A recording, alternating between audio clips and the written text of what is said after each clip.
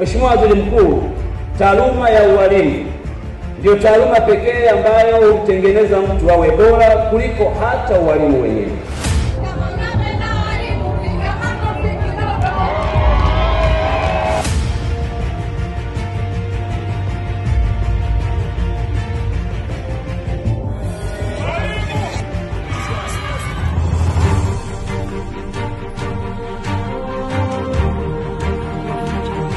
Leo tumekusanyika hapa kwa ajili ya kusherehekea mikono hii inayojenga Tanzania tunayoitaka, mikono inayozalisha wataalamu wa kila namna kwa ajili ya nchi yetu. Mikono hiyo inaitwa mikono ya walimu. Siku moja katika mwaka wote sisi ambao ni zao la mikono ya walimu, basi tukumbuke kuwa tumefika hapa kwa sababu ya mchango mkubwa wa walimu wetu. Na ukiona jamii yoyote yenye ustaarabu na kustaarabika haihitaji kupiga ramli kujua nani chanzo chake, ni mwalimu ndio sababu yake. Leo tumekuja hapa kuwashukuru sana walimu wa Bukombe, walimu wa Geita, walimu wa Tanzania kwa kazi nzuri mlioifanya ya kutufanya hivi tulivyo.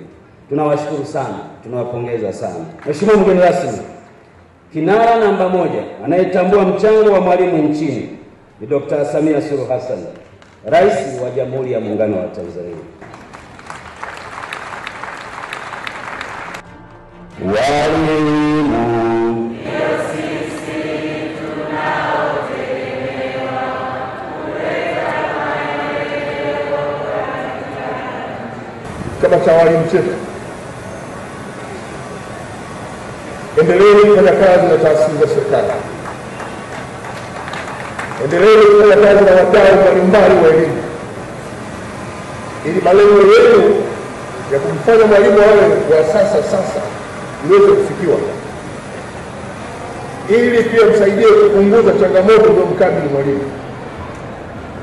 Kwa hiyo lazima sasa chama cha walimu Tanzania mkajipanga kukutana na viongozi wa serikali, wadau kama ambao wako hapa, wadau wa kuendeleza elimu Tanzania na wengineo, ili kujua mahitaji ya walimu na uhitaji wa taasisi hizo na kuziweka pamoja na kwa maslahi ya walimu wetu.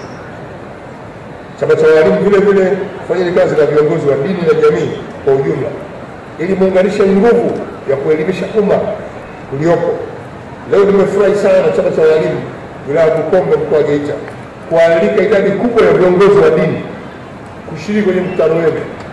Hili ndio linalosisitiza endeleeni kufanya kazi na viongozi wa dini, kwa sababu hawa wanaishi na jamii, hawa wanasikilizwa, hawa wana nguvu kwa jamii, wana uwezo kueleza jambo la jamii.